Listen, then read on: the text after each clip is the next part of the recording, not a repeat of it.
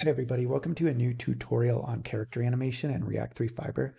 In this tutorial, we're going to learn how to mix multiple animations and programmatically switch between them in a React app. We'll learn how to download a character pack with a model, textures, and animations from Mixamo, and how to combine all of that in Blender so that we can export it as a GLTF file for use in WebGL, Three.js, or React 3 Fiber. And then finally, we'll cover how to use the AnimationAction class from Three.js to blend between playback of the different animations. The project we're going to build is running here, and you'll notice that there's 4 actions included. Right now we're watching the run forward action playing, but we can also switch between running, the idle action, we can trigger the draw arrow action or a death action. And this process would apply to however many actions you have. So even though we're only going to do 4 in the demo, you could do as many as you want. So without further ado, let's get started by jumping into Mixamo and downloading all of our assets. So Mixamo is a free collection of 3D character models and animations created by Adobe. They also have a tool to import and rig your own models. Today, though, we're just going to be using a pre-built model that's on there called Erica Archer and the Pro Longbow pack of animations.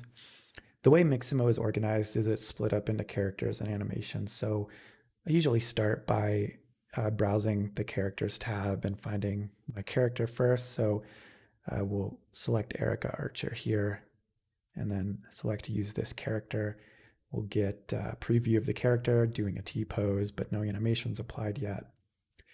To get those animations, we'll just change tabs over to animations, and we can search for longbow here.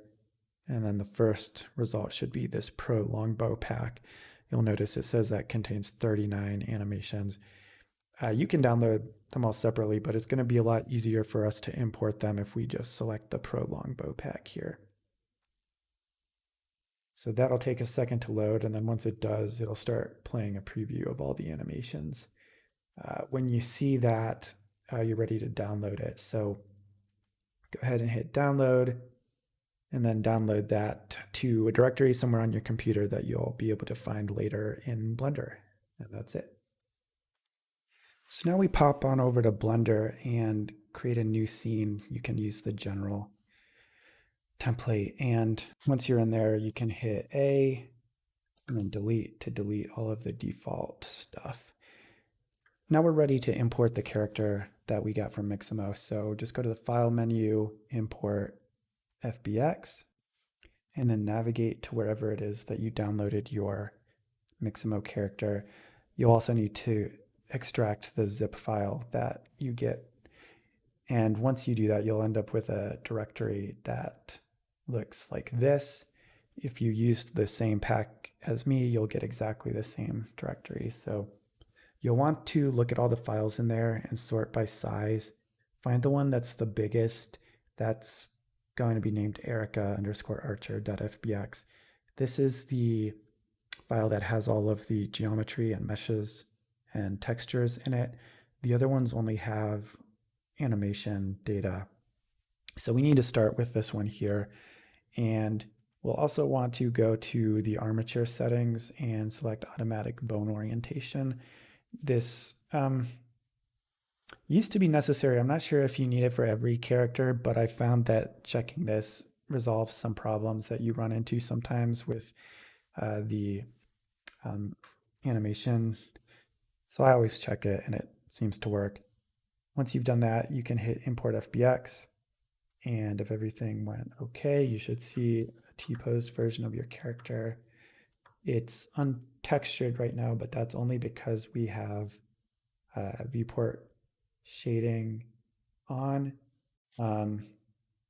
Just set to solid mode. We can go ahead and look at material preview mode though. And you'll notice that there's a few problems with the materials. There's a weird transparency issue going on with the skin that makes our character look pretty monstrous. Luckily, we can fix that by changing the transparency settings on the right materials. And to find those materials, you can expand the armature tree in your scene, and then you'll see 4 different meshes. There's a body mesh, clothes mesh, eyelash mesh, and an eyes mesh. Let's start with the body mesh and go look at that one. To find the materials applied to it, you want to find this little globe with a checkerbox pattern on it. These are the material properties. Once you've clicked that, you'll be able to see which material is being applied. It's called the body mat. And we can fix the transparency issue by scrolling down to the settings, find the blend mode, and change that from alpha blend to opaque. That's gonna, looks like that actually fixes everything. So we can just leave that as it is. And now we're ready to start importing animations and applying them. Since we're going to be using 4 different animations on this character, it's important that we keep track of the names of those animations because that's how we're going to address them and control them in React 3 Fiber. And with the default model we've imported, there technically is already one animation that is creating the static T-pose. So we can find that by expanding the armature, expanding the animation branch, and then this right here is the T-pose animation. So let's name that T-pose just to make it easier to find later once we've imported the other 3. All right, great. So with that cleaned up, we're ready to go back to File, Import, FBX. And then in the same directory where we got our character, we have all of these different animations. So the first one I think we want to do is let's add the idle animation. So we can use this one, standing idle 01.fbx. When you double click on that, you're going to see a new armature appear here. This armature doesn't have any meshes associated with it, but it does still have an animation branch, just like our initial one. And if we are to play it, we'll actually see that that armature is animating. The problem is that armature is not attached to our character at all. And what we actually want to do is just take this animation that came in from the import and we'll rename that one to standing idle. And then we can attach that animation onto our previously existing armature. So go back, select the original armature, change into the animation workspace. And once you do that, you're going to have the dope sheet at the bottom. If you click on dope sheet, you can change to the action editor view. And the action editor will show you which animation is currently being applied to this armature. And right now it's just the T-pose. But now, since we've imported standing idle, we have the ability to change to that. And now if you select it, our geometry is going to be able to run that standing idle animation. Once you have that applied, you can hit the stash button, and that's going to save it to the original armature and allow us to just go and delete the extra armature from our second import. When you delete it, select delete hierarchy. There's actually a bunch of nested objects under here, and if you just hit delete, it won't delete all of them. So select delete hierarchy and everything will work. And you can also delete those extra meshes.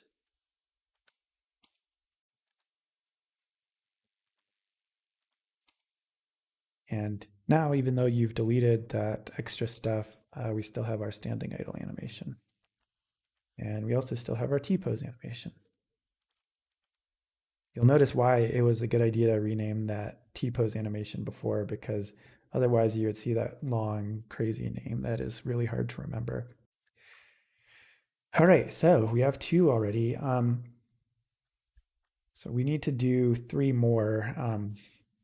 The 4 that we're going to use in our demo don't include the T-pose, but it is still going to be there. Right. So now we just need to repeat that process. So go back to import, select FBX again. Let's do, let's try to find a forward run.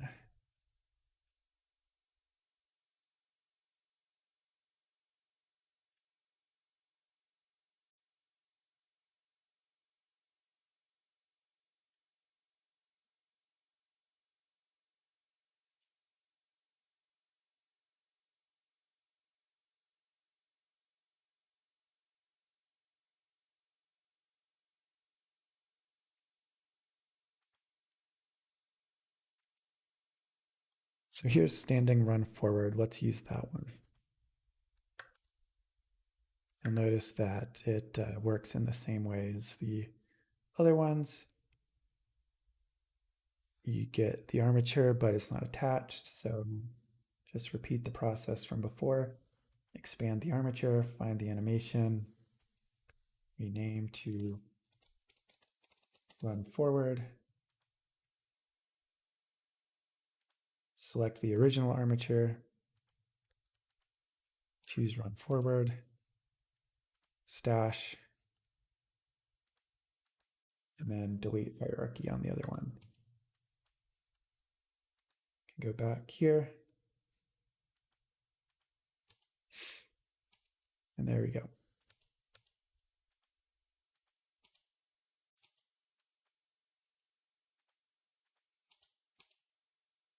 So now we repeat that again, this time with the death animation.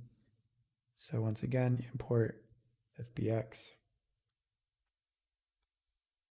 Look for, let's do the standing death backward animation. Import FBX. There we go. Expand the armature, expand the animation tab, rename the animation. This one I'll just call it death. Select the original armature, attach the animation, stash, delete hierarchy on the new one, and there we go. Okay, so one more time. This time let's do the,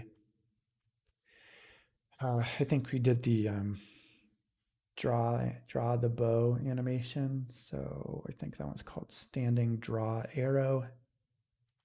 So find that in your list, import FBX, expand armature 001, expand the animations, rename that one draw arrow, select the original armature on the top, switch to draw arrow. You notice that I'm playing the timeline whenever I attach it just to make sure everything's working.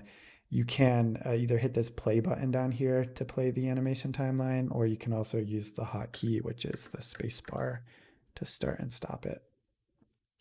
All right, so now that we have the draw arrow working, we'll stash that one as well and delete the extra armature.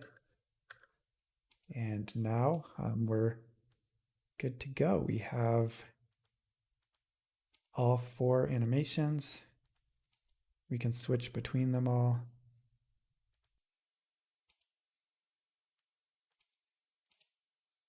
And we're looking good. So now that we have all the animations attached, we're ready to go ahead and export this. We want to export this as a GLTF file. GLTF is a file format that's designed for WebGL, and it's kind of the best one to work with in any WebGL application. And since React 3 Fiber is just a wrapper for Three.js and Three.js is a wrapper for WebGL, GLTF is the way to go. And lucky for us, Blender has GLTF export built in, works pretty well. All we need to do is go to File, Export, select GLTF. Now, by default, the file format's actually going to be GLB, which is a GLTF binary. And this is probably the best one to use. It's a little more efficient space-wise. It's the same thing as selecting GLTF. The difference is going to be that a GLTF file is going to be human readable still, which means it's going to look like a big JSON file and you can see all of the data in there. That's kind of useful for debugging things, but I don't think we're going to need to do that too much. So we'll just keep this on GLB, and then let's just find a nice directory to export it to and give it a name. So we'll name this archer.glb. So once you have that GLB file exported, there's one more step we want to take to prepare it for our app. And that is going to be running it through the gltfjsx tool. This is a tool that will process the GLTF file and create a React component that will load the file and just sort of set it all up for us so it's easy to use in a React 3 Fiber scene. This tool is created by the creators of React 3 Fiber, and it's super handy, super easy to use.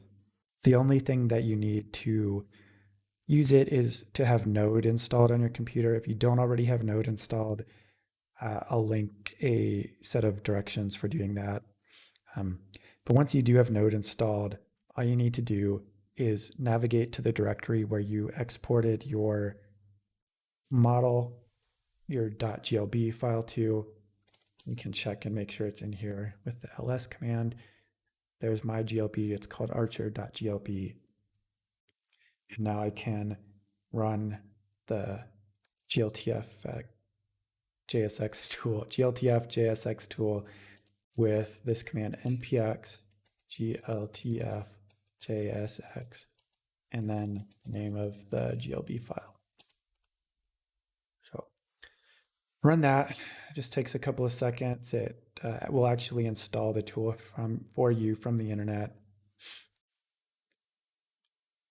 and then run it. There we go. And when it is done, it'll say done and give you the name of the file it created.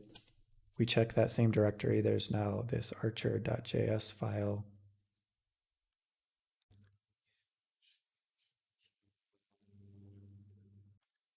Now we're ready to switch gears and start building up our React project and setting up React 3 Fiber. I'm going to use Code Sandbox for this. So if you'd like to follow along, just go over to Code Sandbox and create a new sandbox. You can select the default React template by Code Sandbox. That'll spin up a brand new empty React app for you with a little bit of a placeholder here. We don't have React 3 Fiber installed yet, so that's going to be the first step, is to add those as a dependency. So first we want to get React 3 Fiber. We'll also want to get the package 3 that is required by React 3 Fiber. And finally, we are going to use React 3 Dry. All right. So once we have all those dependencies set up, one thing I like to do in every new React 3 Fiber app is to go into the styles, and you just add a style to the HTML element, the body element, and the root div element that sets the width to 100%, the height to 100%, and clears out the margin and the padding. And then I'll also set the body to have a black background. And that just ensures that once we start creating our scene, that it's going to fill up the entire viewport this is just a nice way to kind of reset everything so that we don't run into any issues later. All right, so now that we've got that, let's go back into the app.js and it'll just clear away all of the placeholder content and start by replacing that with the canvas from React 3 Fiber. So that's the first thing we'll import from React 3 Fiber is the canvas.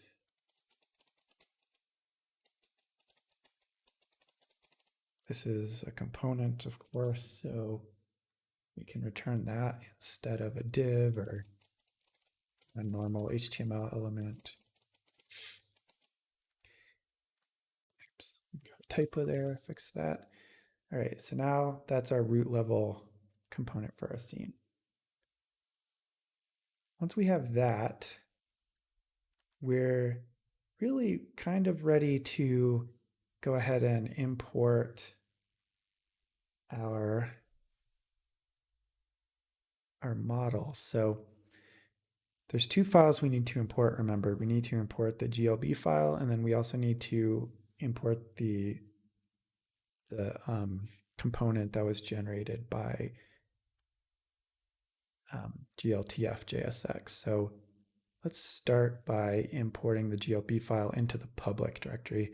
The reason we put it into the public directory is that the loader is going to just look for it on our server, and so we just want to make it a static file in the public directory. So when I go to upload it, I'll just find my GLB and we'll just give it a second while Code Sandbox uploads that file. As soon as that is done, we'll make sure it's there. All looks good. And then in the source directory, we'll upload the archer.js file. Great. So now that we have that file, we should be able to go ahead and import it into our app component. And put that here. Probably going to get an error when we first try to do this. And the reason for that is the Archer component that was generated by gltfjsx is loading the archer.glb file. And the way that this loader hook works, use gltf, it's actually a suspense action in React. So you need to provide a fallback for React to render until the loading is done. And the way you do that is by wrapping the Archer component in a suspense component. And we do need to import suspense from React. So we'll do import suspense from React. And then finally, the suspense component requires this prop fallback. And in our case, we'll just render null. It hasn't loaded yet. That's fine. Okay, so doing that fixes all of our errors. We still don't see anything yet. And that kind of makes sense. We don't have any light in the scene. So let's start there. First, let's add an ambient light to the scene. Right, so we're getting somewhere here. We can't really move around and see our character very well yet. So let's also add some orbit controls from React 3 Fiber Dry. And those are really easy to add. Just import orbit controls from React 3 Dry, and then add the orbit controls component inside of the canvas. Now we can kind of move and drag around a little bit here.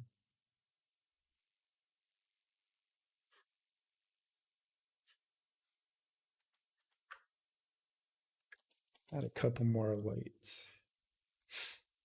There we go. Okay, so I just copy and pasted these lights in, but I just added 3 different point lights and they're positioned around the character to give it a little more lighting. That way we can sort of see what we're doing a little bit better here. Now that we've added orbit controls, we can move the character around. And when you right click, you can pan like this. When you center click, you zoom. And if you left click and drag, you rotate. So that's how the orbit controls work. And this is looking good. We have our model is all working. It looks nice. And now we're ready to start working on the animations.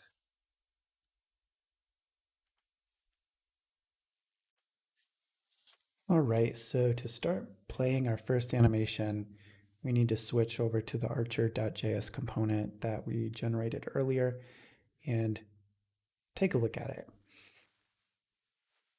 On line 10 here, this is where we're actually loading the file from the server. And this hook is doing a lot of work for us to take all of the components of the file and sort of break them up. We have the geometry nodes, we have the materials, and then we also have this animations that we're getting back from loading the file. A lot of this stuff is being used automatically to render what we're seeing on the screen right now. You'll see the nodes and materials being used down here. And that was all automatic. That's what the GLTF JSX tool did for us, saved us a ton of time. However, the actions, they're being used here, but they're not actually doing anything yet. They're just kind of there. To find out what is in this actions object, we can maybe add a use effect hook to our React component. And the use effect hook is a function that takes in a function and then a second argument, which represents the dependencies of the use effect hook. This is just a React thing. I don't want to get too much into the weeds with it, but just know that if you have a use effect hook like this with an empty second argument, it's going to run when the component mounts, but not when it updates. So right now, this is just going to run one time when the component mounts. And what we're going to do here when the component mounts is we're just going to console log the actions variable that we're getting from this use animations hook. So what is in that actions object? Well, these are all of our animations that we created. The death, the draw arrow, the run forward, and the standing idle animation.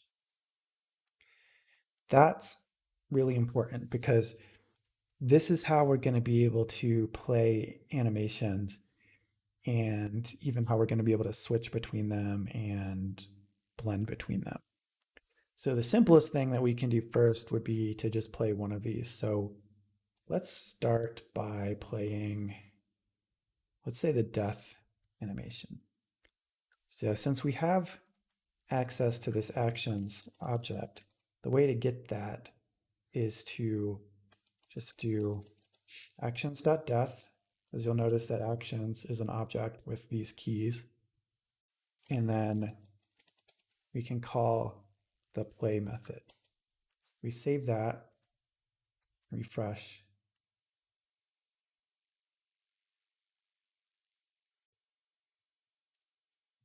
Now we're able to see our death animation playing. So that's cool that we can play an animation, but we've already done that before in a different video. What we really want to do here is see how we can programmatically switch between these 4 different actions that we have set up. In order to do that, let's start by creating some controls that we can use to start and stop the action. So back in our app component, let's add a couple of buttons that we can use to start and stop animations. So first thing we'll do is we'll wrap the whole canvas in a fragment so that now we can add a new div with the class name controls. And then inside that div, we'll start our button. So we'll have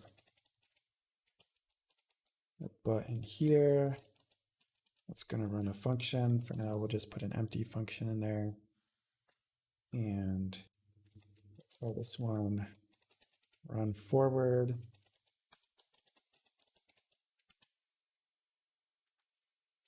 Make sure we get our closing tag.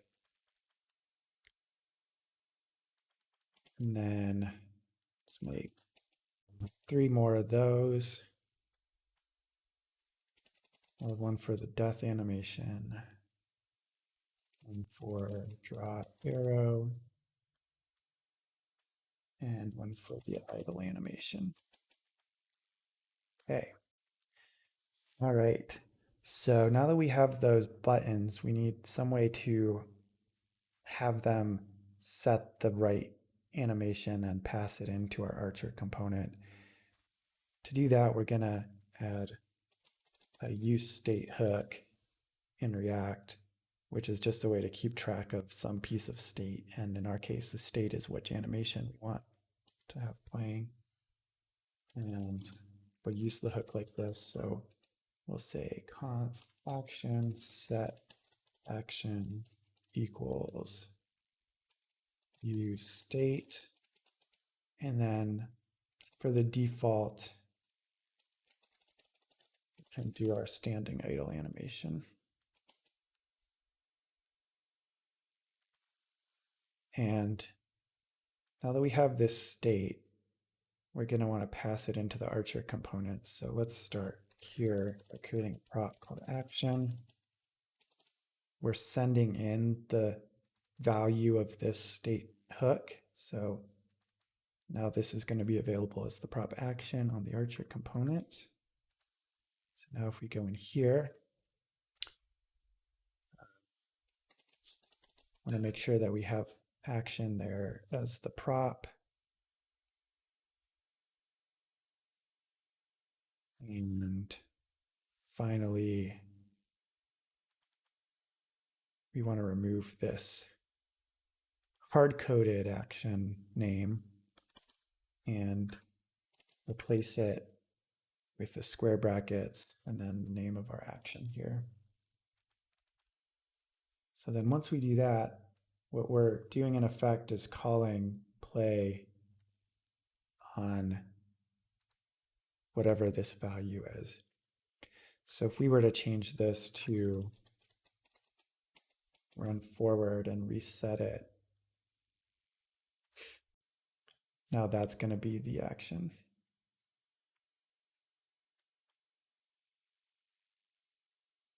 All right, so we're getting closer.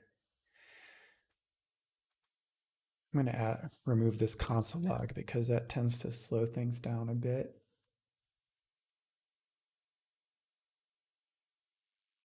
Okay.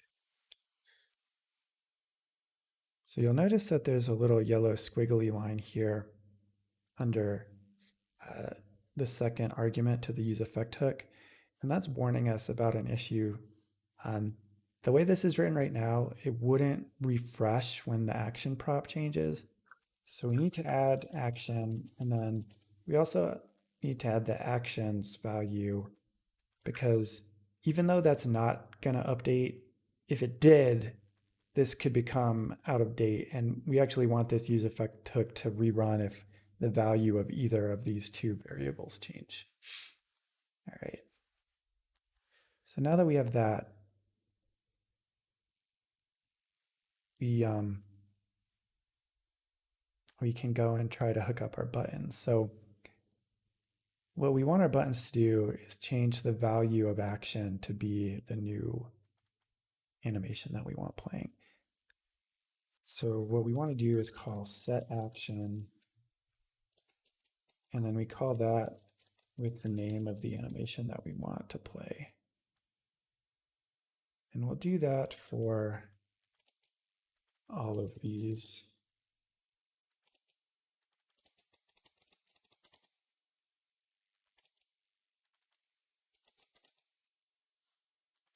This is called standing idle.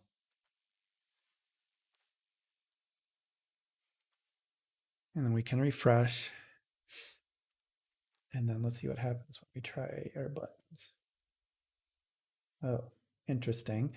So we did see a change. The arms kind of adjusted, but still walking. Now what happens if I click on draw arrow? Uh-oh. It actually looks like now we're just playing all three at the same time. So how do we fix that? Well, to fix it, we're going to need to stop the previous action that was playing.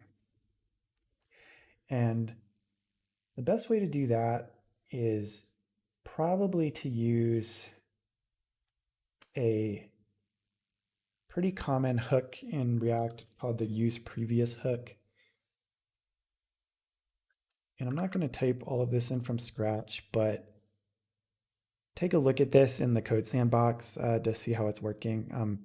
This hook lets us refer to the previous value of some piece of state or of a previous prop. And the way you use it is first you just can add this hook to the same file as the component. But then now you use the hook by at the top of the component. We'll just declare a variable called previous action. And then we'll use the hook and pass in as an argument the prop that we want to track. So now previous action is going to be the name of the previous action that was playing. And you can use that in our use effect hook by going actions, previous action, dot stop.